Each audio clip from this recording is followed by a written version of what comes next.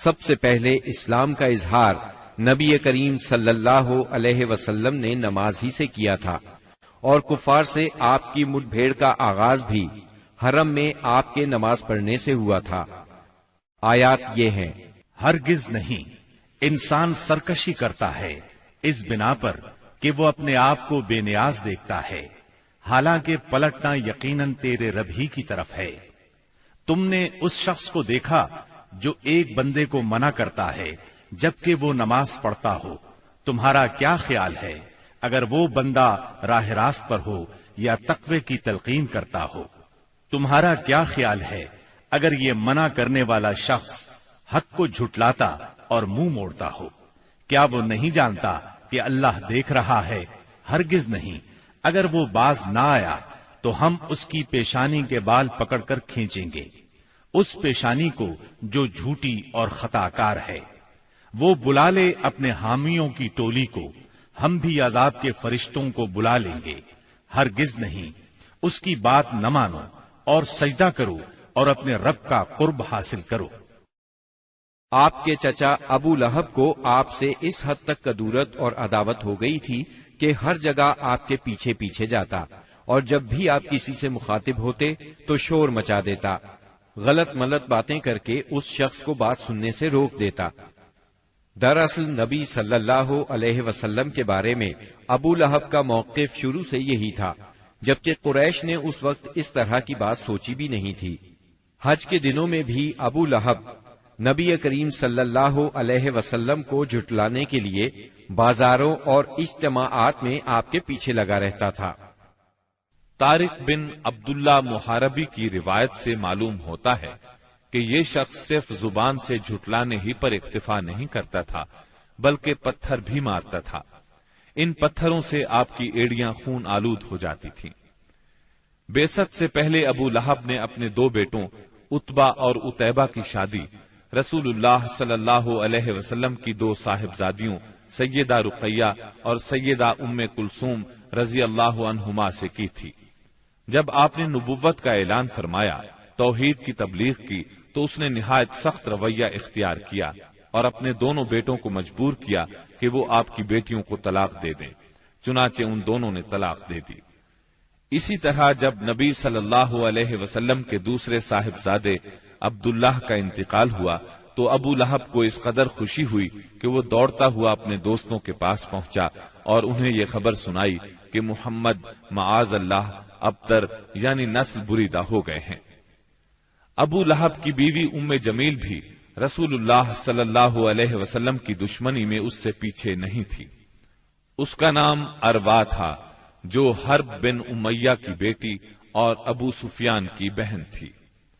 یہ آپ کے راستے میں رات کے وقت کانٹے بچھا دیا کرتی تھی، بہت بد زبان تھی، فساد برپا کرنے والی تھی۔ قرآن میں اسے حمالۃ الحطب یعنی لکڑی ڈھونے والی کا لقب دیا گیا ہے۔ جب اسے معلوم ہوا کہ اس کی اور اس کے شوہر کی مذمت میں قرآن نازل ہوا ہے تو وہ رسول اللہ صلی اللہ علیہ وسلم کو تلاش کرتی ہوئی آئی۔ آپ خانہ کعبہ کے پاس مسجد حرام میں تشریف فرما تھے۔ سیدنا ابو بکر صدیق رضی اللہ عنہ بھی ساتھ تھے۔ اس کی مٹھی میں پتھر تھے۔ آپ کے سامنے آ کھڑی ہوئی تو اللہ تعالیٰ نے اس کی نگاہ پکڑ لی اور وہ رسول اللہ صلی اللہ علیہ وسلم کو نہ دیکھ سکی۔ البتہ ابو بکر صدیق اسے نظر آ رہے تھے۔ اس نے پوچھا، ابو بکر تمہارا ساتھی کہاں ہے؟ مجھے معلوم ہوا ہے کہ وہ میری حجب کرتا ہے۔ اللہ کی قسم اگر میں اس تک پہنچ گئی تو یہ پتھر اس کے منہ پر ماروں گی۔ دیکھو اللہ کی قسم میں بھی شاعرہ ہوں۔ یہ کہہ کر اس نے شعر پڑھا، مزمما عصینا وامرہ ابینا ودینہ قلینا۔ ہم نے مزمم کی نافرمانی کی، اس کے امر کو تسلیم نہ کیا اور اس کے دین کو نفرت اور حقارت سے چھوڑ دیا۔ اس کے بعد وہ واپس چلی گئی۔ سیدنا ابو بکر صدیق رضی اللہ عنہ نے عرض کیا، اے اللہ کے رسول، کیا اس نے آپ کو دیکھا نہیں؟ آپ نے فرمایا، نہیں، اس نے مجھے نہیں دیکھا، اللہ نے اس کی نگاہ پکڑ لی تھی۔ بہرحال نبی صلی اللہ علیہ وسلم اپنی تبلیغ میں لگے رہے۔ مجمعوں اور محفلوں میں پہنچ کر اسلام کا پیغام دیتے رہے۔ آپ کتاب اللہ کی آیات پڑھتے اور سابقہ رسولوں نے جو پیغام دیا تھا وہی پیغام لوگوں کو سناتے۔ آپ فرماتے، یا قوم اعبدوا اللہ ما لکم من الہ غیرہ، اے میری قوم کے لوگو، اللہ کی عبادت کرو، اس کے سوا تمہارا کوئی معبود نہیں۔ اس کے ساتھ ہی آپ نے لوگوں کے سامنے کھلم کھلا اللہ کی عبادت شروع کر دی۔ چنانچہ آپ دن دہاڑے سارے لوگوں کے سامنے کعبہ کے صحن میں نماز پڑھتے۔ آپ کی تبلیغ آہستہ آہستہ کامیاب ہوتی چلی گئی۔ قریش اس پوری صورتحال کو تشویش کی نظر سے دیکھ رہے تھے۔ ابھی تھوڑا عرصہ گزرا تھا کہ حج کا موسم آ گیا۔ کفار حاجیوں کے سلسلے میں پریشان ہو گئے۔ چنانچہ ان کی ایک جماعت ولید بن مغیرہ کے پاس آئی۔ یہ ان میں عمر رسیدہ اور مرتبے والا آدمی تھا۔ اس نے کہا، دیکھو حج کا موسم آ گیا ہے، اب ہر طرف سے لوگ تمہارے پاس آئیں گے اور وہ ان صاحب کا معاملہ سن ہی چکے ہیں، لہٰذا کوئی ایک رائے طے کر لو اور مختلف باتیں نہ کہنا، ورنہ ایک دوسرے کو جھٹلا بیٹھو گے۔ لوگوں نے کہا، تب پھر آپ ہی بتائیں ہمیں کیا کرنا چاہیے، کیا کہنا چاہیے؟ اس نے کہا، نہیں بلکہ تم کہو میں سنوں گا۔ لوگوں نے کہا، اچھا تو ہم ان سے کہیں گے یہ کاہن ہے۔ یہ سن کر ولید بن مغیرہ نے جواب دیا، وہ کاہن نہیں ہے، ہم نے کاہنوں کو دیکھا ہے، اس میں نہ ان جیسی گنگناہٹ ہے نہ تک بندی۔ تب ان لوگوں نے کہا، ہم کہیں گے وہ پاگل ہے۔ ولید بن مغیرہ نے جواب دیا، وہ پاگل بھی نہیں ہے، ہم لوگ پاگل پن کو بھی پہچانتے ہیں، اس میں نہ پاگلوں کسی گھٹن ہے، نہ الٹی سیدھی حرکتیں، نہ بہکی بہکی باتیں۔ لوگوں نے کہا، تب پھر ہم کہیں گے وہ شاعر ہے۔ ولید بن مغیرہ بولا، وہ شاعر بھی نہیں ہے، ہمیں شعر و شاعری کی تمام قسمیں معلوم ہیں، وہ شاعر نہیں ہے۔ وہ بولے، اچھا تو ہم کہیں گے وہ جادوگر ہے۔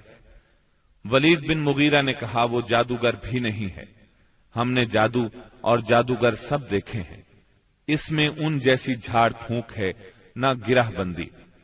انہوں نے کہا، تب پھر آخر ہم ان سے کیا کہیں، کیا بتائیں، یہ کون ہے، کیا ہے؟ اس نے جواب میں کہا، اللہ کی قسم، اس کی بات میں مٹھاس ہے، تازگی ہے، اس کی جڑ پائیدار اور شاخ پھلدار ہے، تم جو بھی کہو گے واضح ہو جائے گا کہ تم نے جھوٹ کہا ہے۔ ویسے زیادہ مناسب یہی ہے کہ تم کہہ دو وہ جادوگر ہے اور اس کی باتوں میں جادو ہے، وہ اس کے ذریعے سے باپ بیٹے میں، بھائی بھائی میں، میاں بیوی میں، آدمی اور اس کے خاندان میں لڑائی کروا دیتا ہے، پھوٹ ڈلوا دیتا ہے۔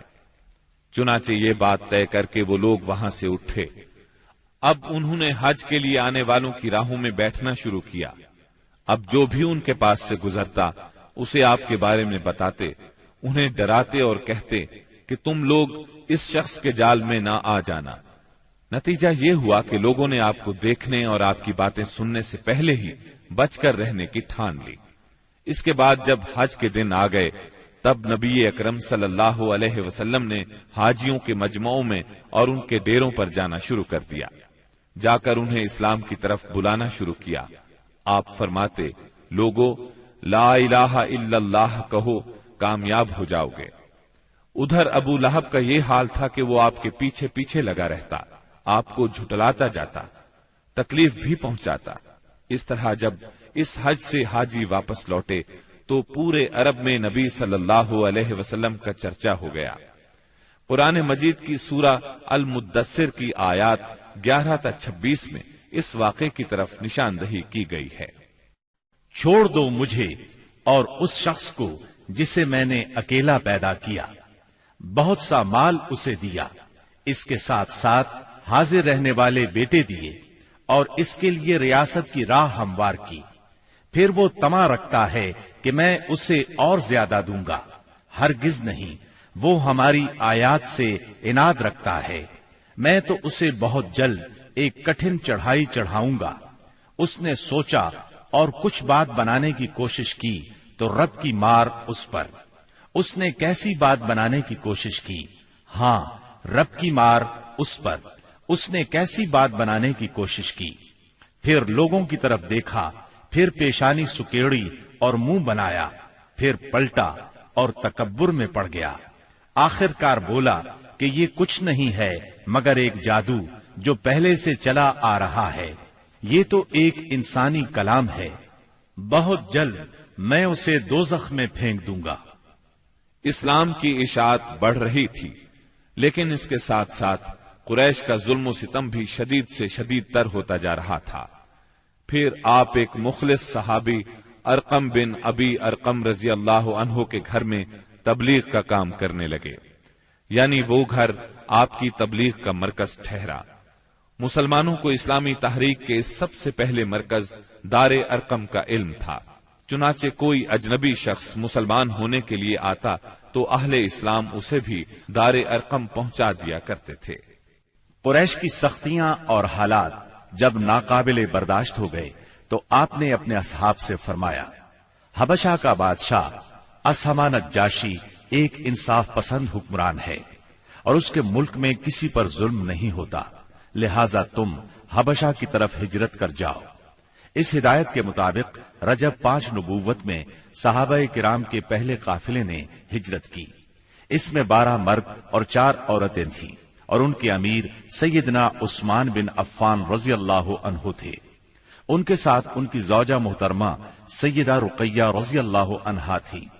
یہ نبی اکرم صلی اللہ علیہ وسلم کی صاحبزادی تھی اور یہ سیدنا ابراہیم علیہ السلام اور سیدنا لوط علیہ السلام کے بعد پہلا گھرانہ تھا جس نے اللہ کے راستے میں ہجرت کی تھی۔ یہ لوگ رات کی تاریکی میں خاموشی سے نکلے اور جدہ کے جنوب میں واقع بحر احمر کی بندرگاہ شعیبہ کا رخ کیا۔ خوش قسمتی سے وہاں 2 تجارتی جہاز موجود تھے۔ یہ لوگ ان پر سوار ہو کر حبشہ پہنچ گئے۔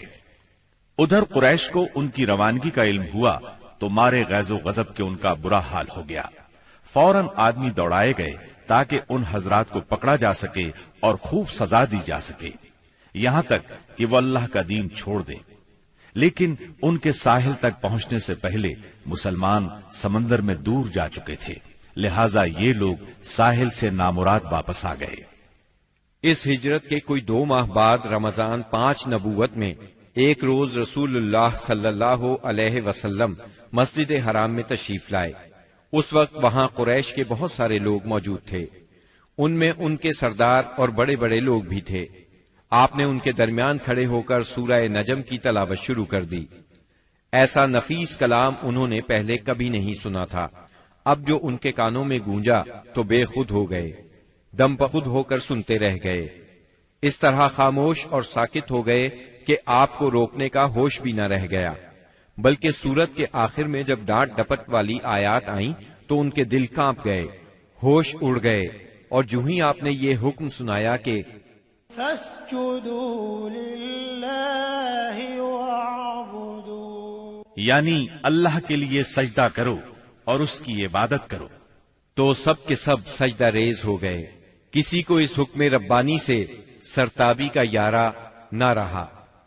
امام بخاری رحمت اللہ علیہ نے سیدنا عبداللہ بن مسعود رضی اللہ عنہ سے روایت کی ہے کہ نبی صلی اللہ علیہ وسلم نے سورہ نجم پڑھی، پھر سجدہ کیا تو قوم کا کوئی فرد نہ بچا جس نے سجدہ نہ کیا ہو۔ ایک آدمی نے ایک مٹھی کنکری یا مٹی کی لی اور اس کو اپنے چہرے کے اوپر تک لے گیا اور کہا، میرے لیے یہی کافی ہے۔ بعد میں نے دیکھا کہ وہ حالت کفر میں مارا گیا۔ یہ امیہ بن خلف تھا جو بدر کے دن مارا گیا۔ گویا اس وقت جتنے لوگ تھے ان میں سے بس ایک امیہ بن خلف ایسا تھا جس نے مکمل طور پر سجدہ نہیں کیا، البتہ ایک مٹھی میں کنکریاں لے کر اپنی پیشانی تک لے گیا۔ اس نے سجدہ کرنے والوں کا بس اس حد تک ساتھ دیا تھا۔ اس واقعے کی خبر حبشہ پہنچ گئی، یعنی تمام قریش کے سجدہ کرنے کی خبر۔ اس پر مسلمانوں نے سمجھا کہ وہ سب کے سب مسلمان ہو گئے ہیں۔ وہ سب خوشی خوشی ماہ شوال میں مکے کی طرف روانہ ہو گئے، لیکن جب مکے کے اس قدر قریب پہنچ گئے کہ ایک دن سے بھی کم وقت کی مسافت باقی رہ گئی، تب انہیں اصل بات کا پتہ چلا۔ اس پر کچھ لوگ تو وہیں سے واپس حبشہ چلے گئے اور کچھ چھپ چھپا کر یا کسی کی پناہ لے کر مکہ آ گئے۔ اس کے بعد مسلمانوں پر قریش کی سختیاں اور زیادہ بڑھ گئیں، کیونکہ ایک طرف تو انہوں نے بے خودی میں مسلمانوں کے ساتھ سجدہ کر دیا تھا، اس کا انہیں بہت پچھتاوا تھا، دوسری طرف مسلمانوں کے ساتھ نجاشی بہت اچھا سلوک کر رہا تھا، اس کی انہیں جلن اور کڑھن تھی۔ اس لیے رسول اللہ صلی اللہ علیہ وسلم نے فرمایا، تم لوگ دوبارہ حبشہ ہجرت کر جاؤ۔ چنانچہ اس مرتبہ 82 یا 83 مرد اور 18 یا 19 عورتوں نے ہجرت کی، اور ظاہر ہے یہ ہجرت پہلی ہجرت کی نسبت زیادہ مشکل تھی، کیونکہ اب قریش چوکنے تھے، مسلمانوں کی نقل و حرکت پر ان کی نظر تھی۔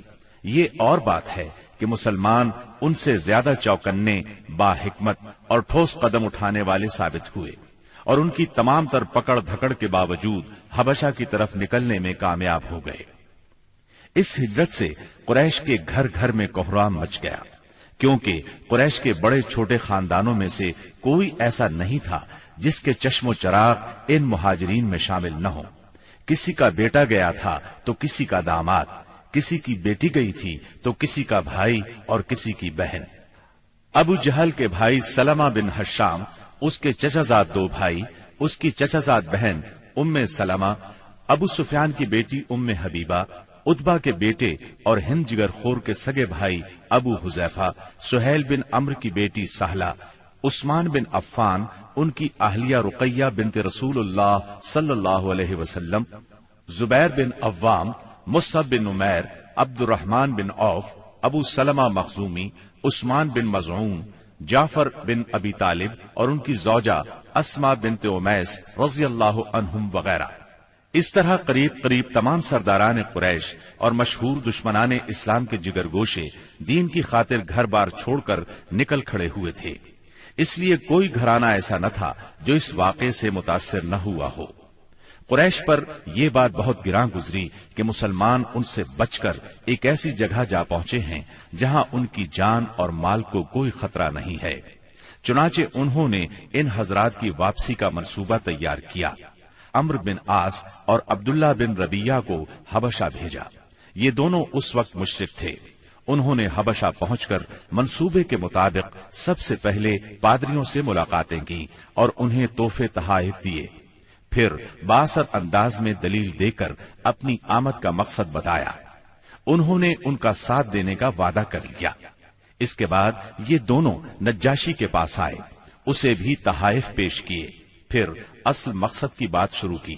انہوں نے کہا، اے بادشاہ، آپ کے ملک میں ہمارے کچھ ناسمجھ لوگ بھاگ آئے ہیں، انہوں نے اپنی قوم کا دین چھوڑ دیا ہے اور آپ کے دین میں بھی داخل نہیں ہوئے، بلکہ ایک نیا دین ایجاد کیا ہے، اس کو ہم جانتے ہیں نہ آپ، اس لیے ہمیں آپ کی خدمت میں ان کی قوم کے بڑوں یعنی ان کے والدین، چچاؤں اور ان کے قبیلے کے لوگوں نے بھیجا ہے تاکہ آپ انہیں واپس بھیج دیں، کیونکہ وہ لوگ ان پر نگران ہیں اور ان کی خامی اور خرابی کو سب سے اچھی طرح سمجھتے ہیں۔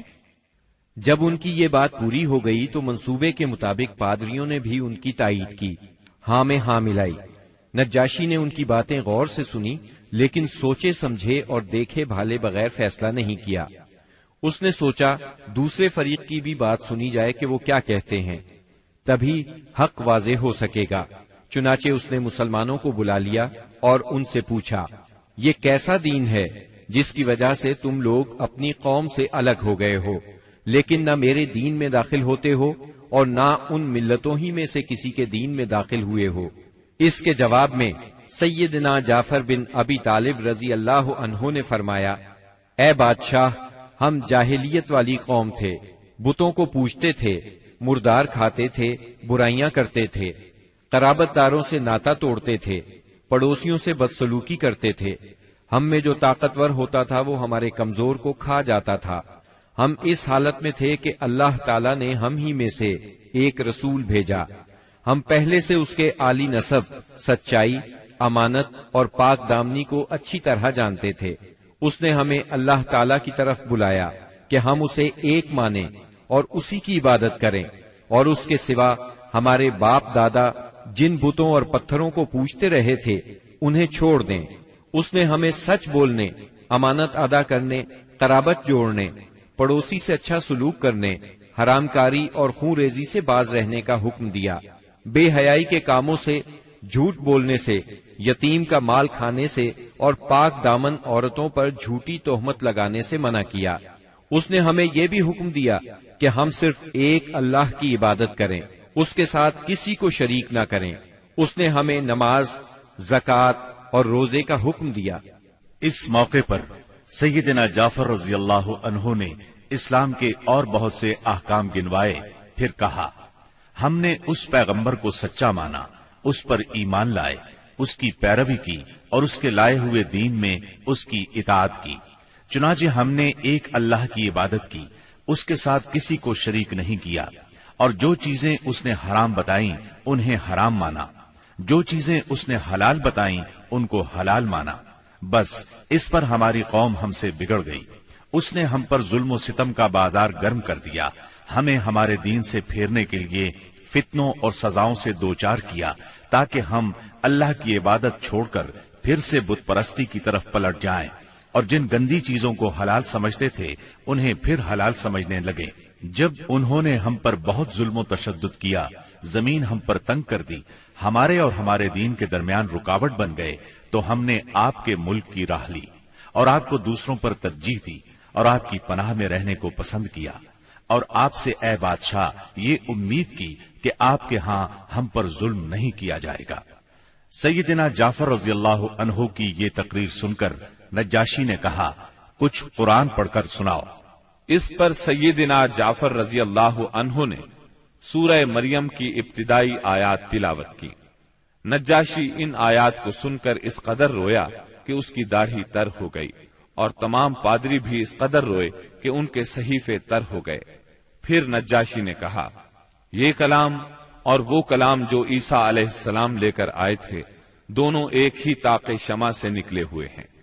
اس کے بعد اس نے قریش کے دونوں نمائندوں سے مخاطب ہو کر کہا، تم لوگ چلے جاؤ، اللہ کی قسم میں انہیں تمہارے حوالے نہیں کر سکتا، اور نہ ان کے خلاف کوئی چال چلی جا سکتی ہے۔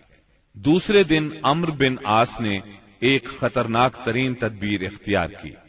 نجاشی سے جا کر کہا، اے بادشاہ، یہ لوگ عیسیٰ علیہ السلام کے بارے میں ایک بڑی بات کہتے ہیں۔ اس پر نجاشی نے پھر مسلمانوں کو بلوایا اور سیدنا عیسیٰ علیہ السلام کے بارے میں سوال کیا۔ سیدنا جعفر رضی اللہ عنہ نے فرمایا، ہم ان کے بارے میں وہی بات کہتے ہیں جو نبی صلی اللہ علیہ وسلم لے کر آئے ہیں، یعنی وہ اللہ کے بندے ہیں، اس کے رسول، اس کی روح اور اس کا وہ کلمہ ہے جسے اللہ نے کنواری پاک دامن مریم علیہ السلام کی طرف القاء کیا تھا۔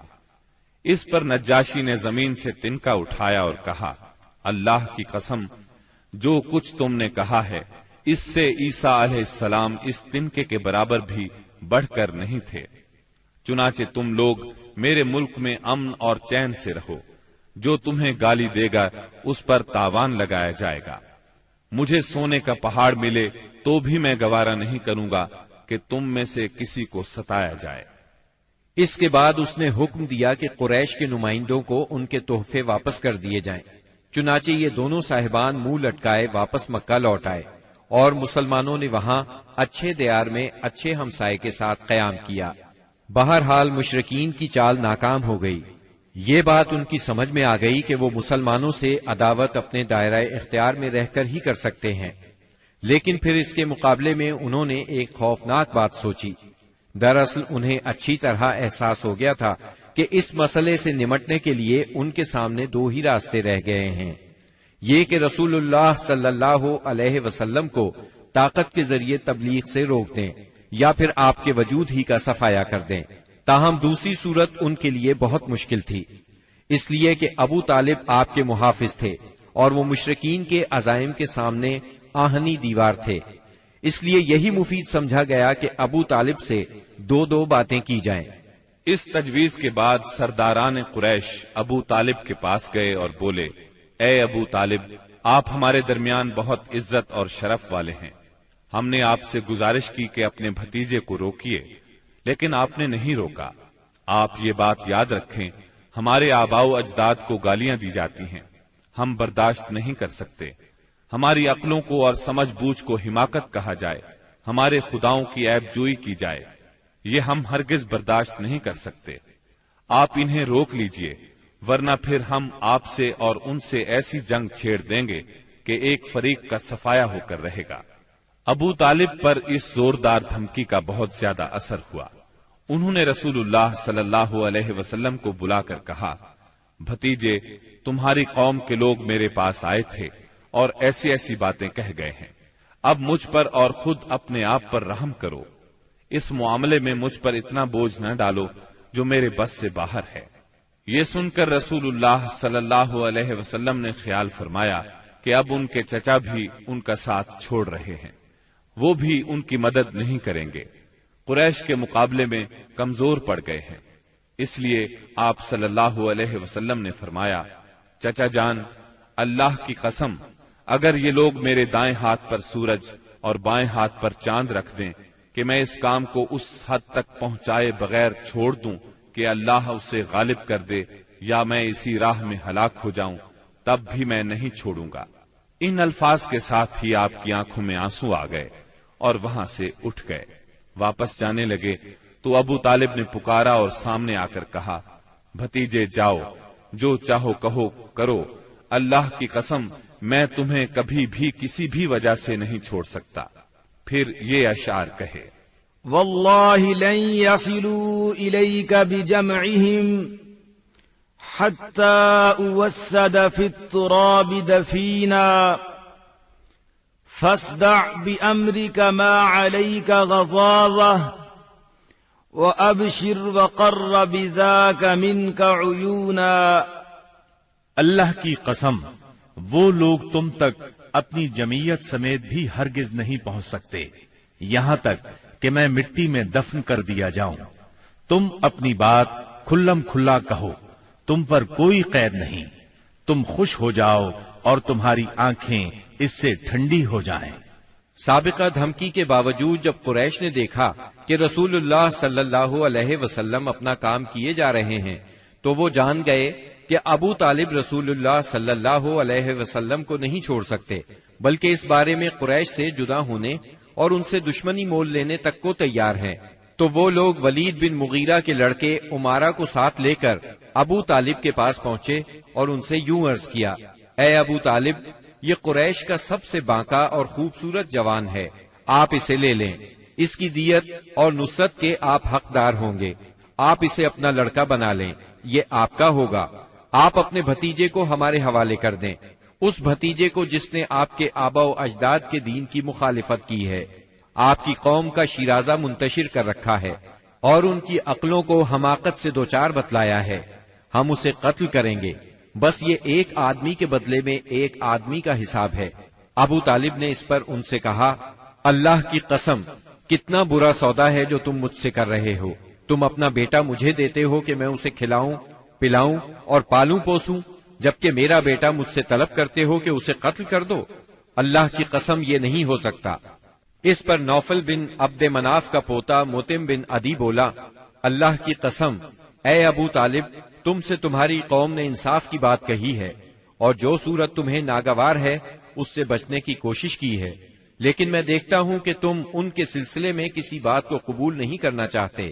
اس کی بات کے جواب میں ابو طالب نے کہا، اللہ کی قسم، تم لوگوں نے میرے ساتھ انصاف کی بات نہیں کی، بلکہ تم بھی میرا ساتھ چھوڑ کر میرے مخالف لوگوں کی مدد پر تلے بیٹھے ہو، اگر یہی بات ہے تو ٹھیک ہے، جو چاہو کرو۔ اس گفتگو کی ناکامی کے بعد قریش کا ظلم و ستم حد سے بڑھ گیا، تکالیف دینے کا سلسلہ پہلے سے کئی گنا زیادہ اور سخت تر ہو گیا۔ انہی دنوں قریش کے سرکشوں کے دماغوں میں نبی صلی اللہ علیہ وسلم کے خاتمے کی ایک تجویز ابھری، لیکن یہ تجویز بھی ان کے خلاف گئی۔ اس تجویز کی بنا پر مکے کے دو نامور اور سرفروش یعنی سیدنا حمزہ اور سیدنا عمر بن خطاب رضی اللہ عنہما اسلام لائے اور ان کے ذریعے سے اسلام کو خوب طاقت ملی۔ ظلم و ستم کے طویل ترین سلسلے کے صرف ایک دو نمونے آپ کو سنائے جاتے ہیں۔ ایک روز ابو لہب کا بیٹا عتیبہ رسول اللہ صلی اللہ علیہ وسلم کے پاس آیا اور بولا، میں والنجم اذا ہوا اور ثم دنا فتدلی کا انکار کرتا ہوں، یعنی اس نے قرآن کی ان آیات کے بارے میں کہا کہ میں ان کا انکار کرتا ہوں۔ پھر آپ پر حملہ آور ہوا، آپ کا کرتا پھاڑ ڈالا، آپ کے چہرہ مبارک پر تھوکنے کی کوشش کی، لیکن اس کا تھوک آپ کے چہرہ مبارک تک نہ آ سکا۔ اس موقع پر نبی کریم صلی اللہ علیہ وسلم نے اس کے حق میں یوں بد دعا فرمائی: اے اللہ، اپنے کتوں میں سے کوئی کتا اس پر مسلط کر دے۔ رسول اللہ صلی اللہ علیہ وسلم کی یہ بد دعا قبول ہوئی، اور وہ اس طرح کہ ایک مرتبہ عتیبہ قریش کے کچھ لوگوں کے ساتھ سفر پر گیا۔ قافلے نے ملک شام کے مقام زرقاء میں پڑاؤ ڈالا تو رات کے وقت ایک شیر قافلے کے نزدیک آیا۔ اس نے پورے قافلے کے گرد چکر لگایا۔ عتیبہ نے اس شیر کو دیکھا تو بولا: ہائے میری تباہی، اللہ کی قسم یہ مجھے کھا جائے گا۔ محمد نے مجھے بد دعا دی تھی، دیکھو میں شام میں ہوں، اس نے مکے میں رہتے ہوئے مجھے مار ڈالا۔ اس وقت تو شیر چلا گیا۔ لوگوں نے عتیبہ کو دلاسا دیا کہ فکر کرنے کی کوئی بات نہیں۔ پھر اس کی حفاظت کی خاطر اس کے چاروں طرف جانور کھڑے کر دیے، تاکہ اگر رات کے وقت شیر آ جائے تو عتیبہ کی بجائے کسی جانور کو کھا لے، عتیبہ کی طرف رخ نہ کرے۔ اس کے باوجود عتیبہ کی گویا جان نکلی جا رہی تھی۔ پھر رات ہو گئی، سب لوگ سو گئے، لیکن عتیبہ سے نیند کوسوں دور تھی، اور آخرکار شیر آ گیا۔ اس نے جانوروں کو کچھ نہ کہا، ایک چھلانگ لگا کر ان کے اوپر سے ہوتا ہوا عتیبہ پر جا پڑا اور اس کا سر چبا ڈالا۔ تکالیف پہنچانے والوں میں ایک شخص عقبہ بن ابی معیط تھا۔ اس نے ایک روز حالت سجدہ میں نبی صلی اللہ علیہ وسلم کی گردن اس زور سے دبائی کہ معلوم ہوتا تھا آپ کی آنکھیں باہر نکل آئیں گی۔ سیدنا امیر حمزہ رضی اللہ عنہ رشتے میں آپ کے چچا تھے، مگر عمر میں آپ سے 2-3 سال ہی بڑے تھے۔ آپ دونوں نے چونکہ سویبہ کا دودھ پیا تھا، اس لیے رضائی بھائی بھی تھے۔ سیدنا حمزہ رضی اللہ عنہ کو شکار کھیلنے اور سپاہ گری کا بہت شوق تھا۔ منہ اندھیرے تیر کمان لے کر شکار کے لیے نکل جاتے اور پورا دن اسی شوق میں گزار دیتے۔ شام کو واپس آتے تو پہلے حرم میں جاتے، طواف کرتے۔ قریش کے رئیس حرم میں اکثر اپنی الگ الگ مجلس جما کر بیٹھتے تھے۔ سیدنا حمزہ کی ان سب سے اچھی دوستی تھی، اس لیے سب لوگ ان کی بہت قدر کرتے تھے۔ ایک روز نبی اکرم صلی اللہ علیہ وسلم کوہ صفا پر بیٹھے تھے، اتنے میں ابو جہل آیا اور آپ کو دیکھتے ہی آگ بگولا ہو گیا۔ آپ کو گالیاں دینے لگا، آپ خاموش رہے۔ اس خاموشی سے اس کا پارا اور چڑھ گیا۔ اس نے ایک پتھر اٹھایا اور آپ کے سر پر دے مارا۔ آپ کا سر زخمی ہو گیا، خون بہنے لگا۔ شام کو سیدنا حمزہ رضی اللہ عنہ شکار سے لوٹے تو عبداللہ بن جدعان کی لونڈی نے بتایا کہ آج آپ کے بھتیجے محمد کو ابو جہل نے سخت تکلیف پہنچائی ہے، آپ زخمی ہو گئے ہیں۔ سیدنا حمزہ رضی اللہ عنہ نے یہ سنا تو غصے سے بھڑک اٹھے۔ آخر آپ ان کے قریبی عزیز تھے۔ سیدھے ابو جہل کے پاس گئے اور بولے: تو میرے بھتیجے کو گالی دیتا ہے، حالانکہ میں اسی کے دین پر ہوں۔ اس کے بعد کمان سے اس زور سے مار ماری کہ ابو جہل اس کمان سے زخمی ہو گیا۔ اب سیدنا حمزہ رضی اللہ عنہ آپ صلی اللہ علیہ وسلم کے پاس پہنچے اور بولے: بھتیجے، تمہیں یہ سن کر خوشی ہوگی کہ میں نے ابو جہل سے تمہارا بدلہ لے لیا ہے۔ اس پر نبی اکرم صلی اللہ علیہ وسلم نے فرمایا: چچا، میں ایسی باتوں سے خوش نہیں ہوا کرتا۔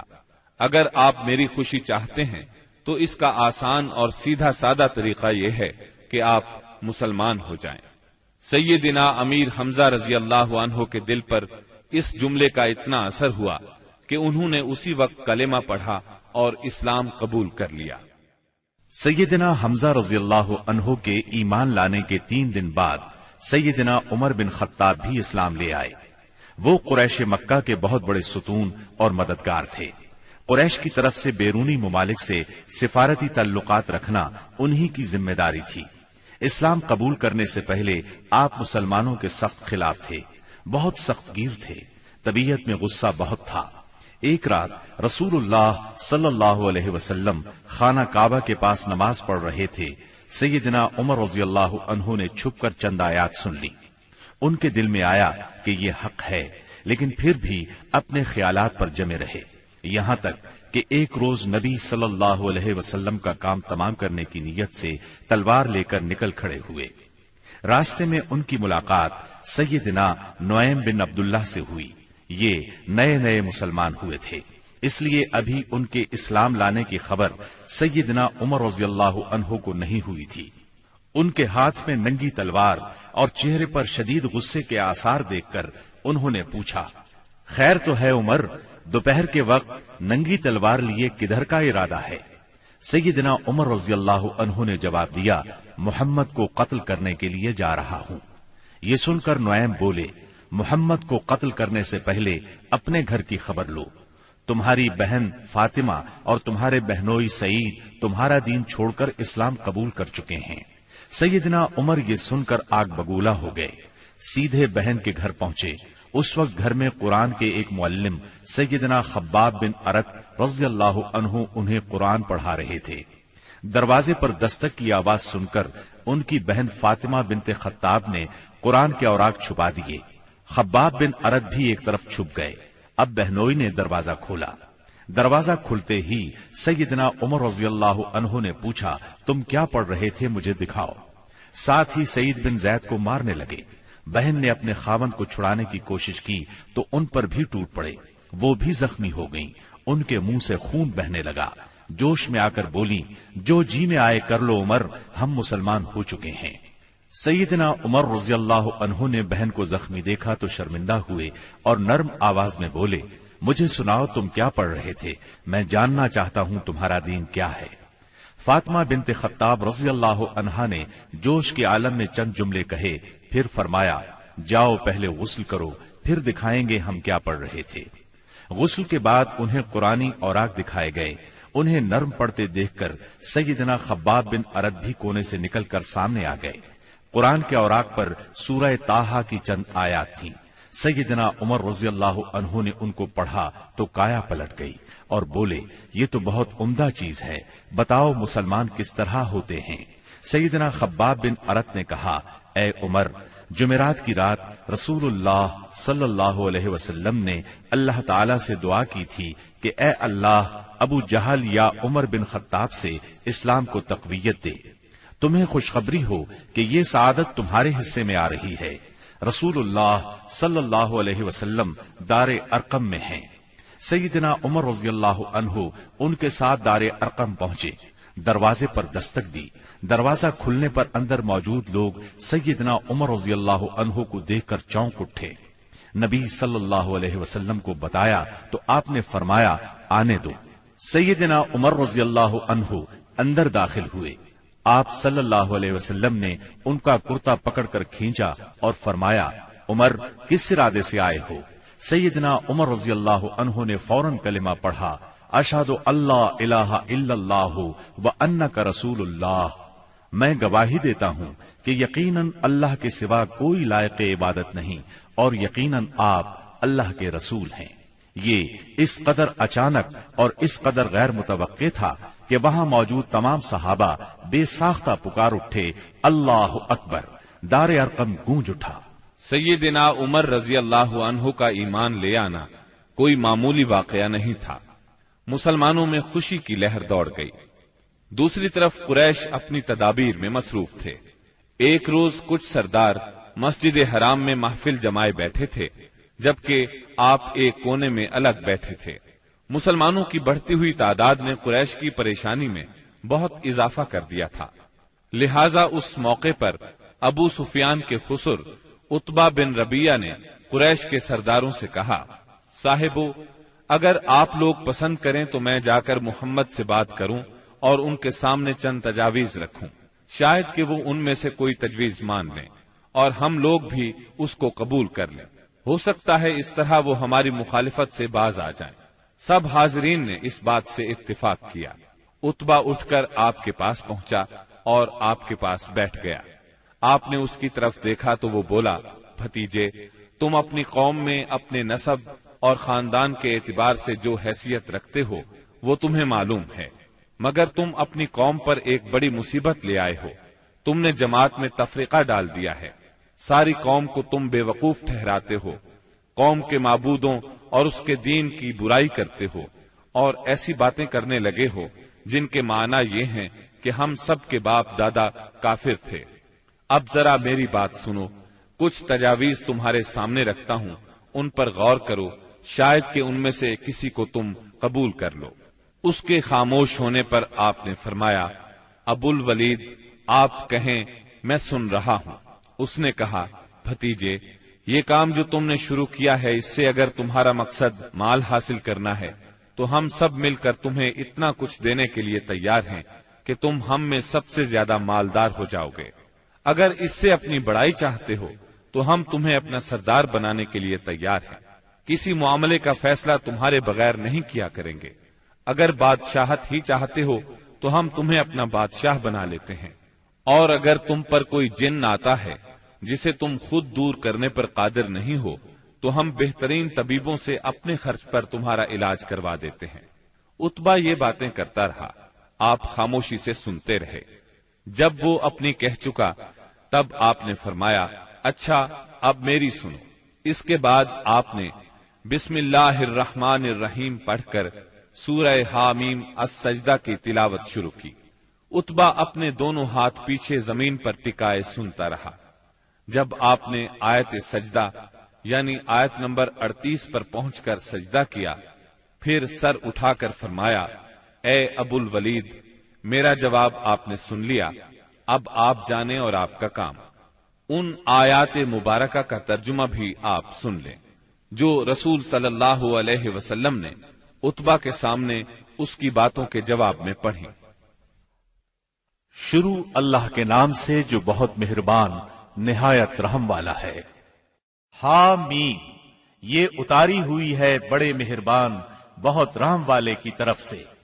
ایسی کتاب ہے جس کی آیتوں کی واضح تفصیل کی گئی ہے، اس حال میں کہ قرآن عربی زبان میں ہے، اس قوم کے لیے جو جانتی ہے۔ خوشخبری سنانے والا اور ڈرانے والا ہے، پھر بھی ان میں سے اکثر نے منہ پھیر لیا اور وہ سنتے ہی نہیں۔ اور انہوں نے کہا کہ تو جس کی طرف ہمیں بلا رہا ہے، ہمارے دل تو اس سے پردے میں ہیں اور ہمارے کانوں میں گرانی ہے، اور ہم میں اور تجھ میں ایک حجاب ہے۔ اچھا تو اپنا کام کیے جا، ہم بھی یقیناً کام کرنے والے ہیں۔ آپ کہہ دیجئے کہ میں تو تم ہی جیسا انسان ہوں، مجھ پر وحی نازل کی جاتی ہے کہ تم سب کا معبود ایک اللہ ہی ہے، سو تم اس کی طرف متوجہ ہو جاؤ اور اس سے گناہوں کی معافی چاہو، اور ان مشرکوں کے لیے بڑی ہی خرابی ہے جو زکوٰۃ نہیں دیتے اور آخرت کے بھی منکر ہی رہتے ہیں۔ بے شک جو لوگ ایمان لائیں اور بھلے کام کریں ان کے لیے نہ ختم ہونے والا اجر ہے۔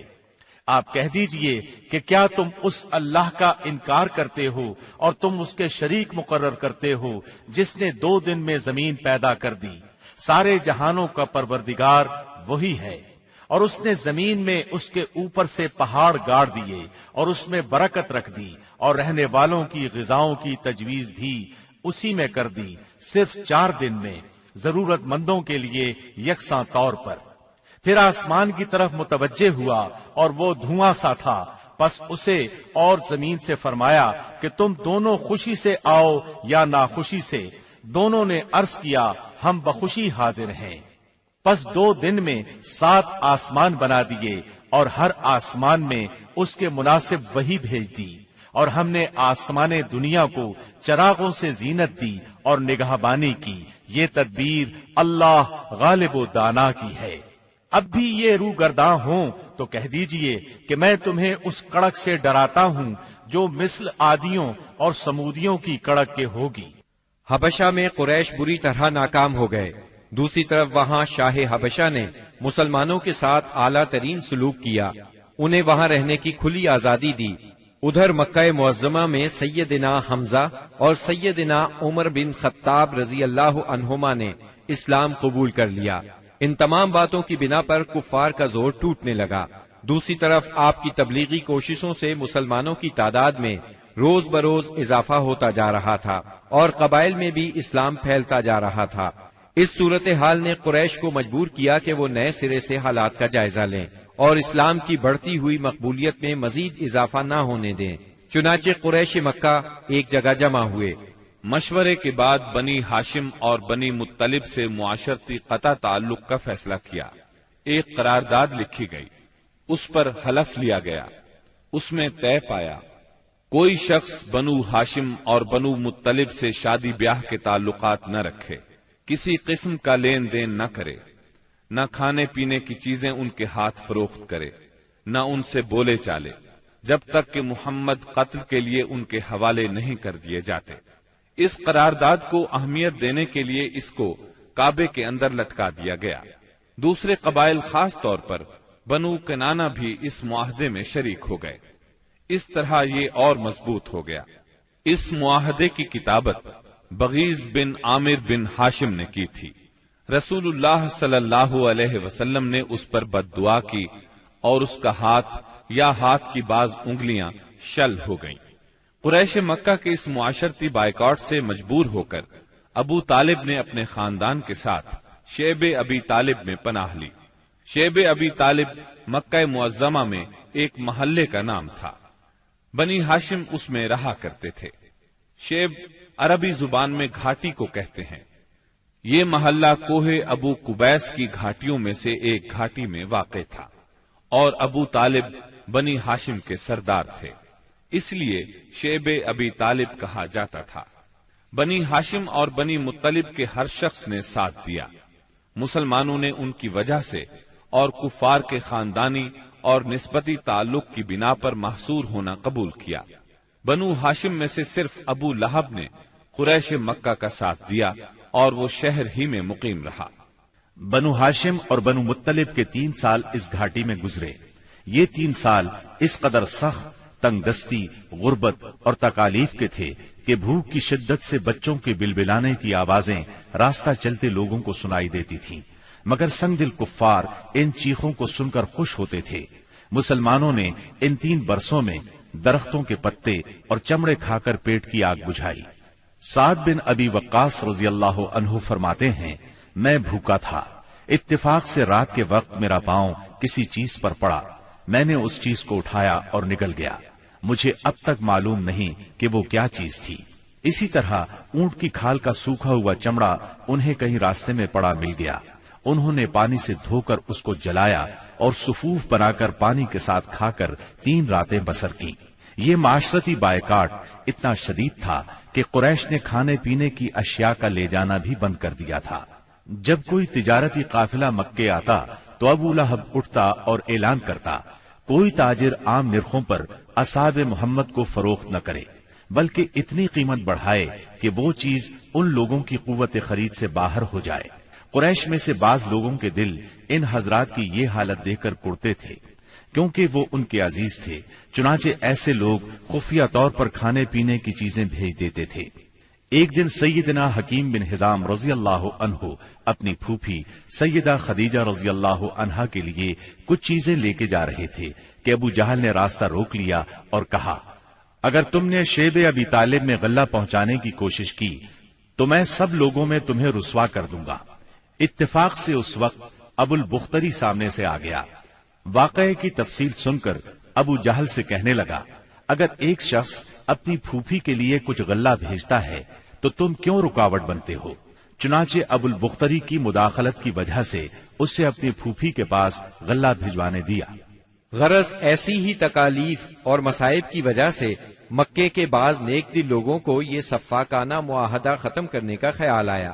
آخر ہشام بن عمرو کی کوششوں سے زہیر بن ابی امیہ، سیدہ خدیجہ رضی اللہ عنہا کے رشتہ دار متم بن عدی، زمعہ بن اسود اور ابو البختری بن ہاشم اور مختلف قبائل کے بعض افراد نے رات کو خفیہ مجلس میں اس معاہدے کی منسوخی کا طریقہ کار مرتب کیا۔ پھر صبح کو کعبۃ اللہ کے پاس اپنے اپنے حلقے میں جمع ہوئے۔ طواف کے بعد پہلے زہیر نے اعلان کیا، جب تک انسانیت کے خلاف اس معاہدے کو ختم نہیں کیا جائے گا میں چین سے نہیں بیٹھوں گا۔ اس پر ابو جہل نے مخالفت کی، لیکن 4 اور نیک دل انسانوں نے اپنے اپنے قبیلے کی طرف سے یکے بعد دیگرے اس بائیکاٹ کو ختم کرنے کا اعلان کیا۔ ابو جہل مجلس کا یہ رنگ دیکھ کر دنگ رہ گیا اور کہنے لگا، یہ معاملہ تو پہلے ہی سے طے شدہ لگتا ہے۔ تکالیف پہنچانے کی پالیسی کے بعد جب قریش نبی کریم صلی اللہ علیہ وسلم کو نفسیاتی حربوں سے شکست نہ دے سکے تو انہوں نے اب ان پر معاشرتی دباؤ ڈالنے کا پروگرام بنایا۔ اس کے لیے ان کے سرپرست اور نگران ابو طالب پر دباؤ ڈالنا ضروری تھا۔ چنانچہ سرداران قریش نے بار بار ان کے پاس جا کر شکایت کی۔ ایک بار تو قریباً 25 سردار ابو طالب کے پاس پہنچے۔ ان میں ابو جہل، ابو سفیان، امیہ بن خلف، عتبہ، اسود بن عبد المطلب اور شیبہ شامل تھے۔ انہوں نے پہلے تو آپ کے خلاف اپنی شکایات بیان کی، پھر کہا ہم آپ کے سامنے ایک انصاف کی بات پیش کرتے ہیں۔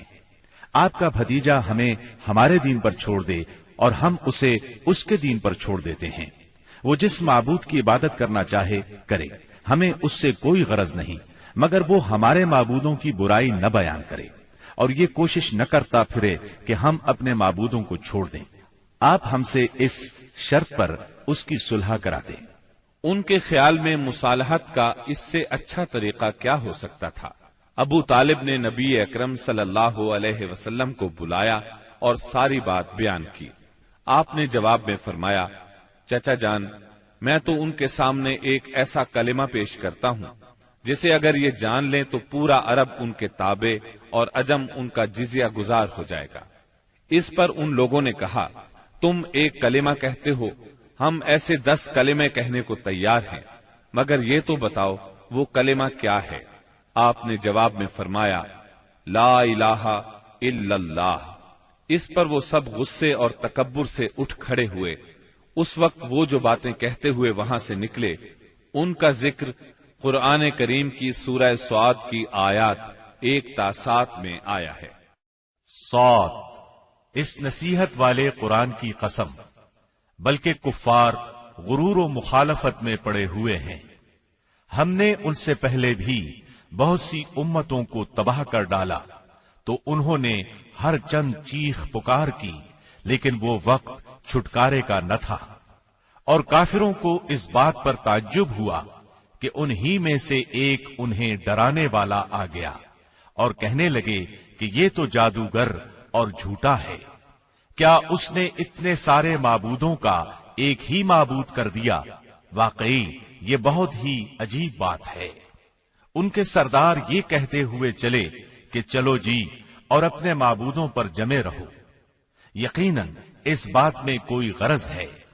ہم نے تو یہ بات پچھلے دین میں بھی نہیں سنی، کچھ نہیں، یہ تو صرف من گھڑت ہے۔ نبی اکرم صلی اللہ علیہ وسلم اور آپ کے صحابہ کرام رضی اللہ عنہم کو اس مصیبت سے نجات تو مل گئی، لیکن قریش کے 3 سالہ بائیکاٹ نے بہت سے حضرات کی صحت برباد کر دی تھی۔ آپ شہر میں تشریف لائے ہی تھے کہ آپ کے چچا ابو طالب بیمار پڑ گئے اور چند روز بعد ہی وفات پا گئے۔ صحیح بخاری میں مسیب رحمت اللہ علیہ سے مروی ہے کہ جب ابو طالب کی وفات کا وقت آیا تو نبی کریم صلی اللہ علیہ وسلم ان کے پاس تشریف لے گئے۔ اتفاق سے اس وقت ابو جہل اور عبداللہ بن ابی امیہ بھی ابو طالب کی عیادت کے لیے موجود تھے۔ رسول اللہ صلی اللہ علیہ وسلم نے فرمایا، چچا جان، آپ لا الہ الا اللہ کہہ دیجئے، بس ایک کلمہ جس کے ذریعے میں اللہ تعالی کے پاس آپ کے لیے حجت پیش کر سکوں گا۔ اسی وقت ابو جہل اور عبداللہ بن ابی امیہ نے دخل اندازی کی، بولے، ابو طالب، کیا تم اپنے باپ عبد المطلب کے دین سے پھر جاؤ گے؟ یہ سن کر ابو طالب ذرا دیر کے لیے رکے، پھر بولے، میں عبد المطلب کے دین پر مرتا ہوں۔ اس کے بعد ابو طالب نے آپ کی طرف دیکھا اور کہا، میں کلمہ شہادت کہہ دیتا، لیکن قریش کہیں گے کہ ابو طالب موت سے ڈر گیا۔ یہ سن کر آپ نے فرمایا، میں آپ کے لیے مغفرت کی دعا کرتا رہوں گا جب تک اللہ مجھے ایسا کرنے سے منع نہ کر دے۔ اس پر سورہ توبہ کی آیت 113 نازل ہوئی۔ نبی اور اہل ایمان کے لیے درست نہیں کہ مشرکین کے لیے دعائے مغفرت کریں، اگرچہ وہ قرابت دار ہی کیوں نہ ہو، جبکہ ان پر واضح ہو چکا ہے کہ وہ جہنمی ہیں۔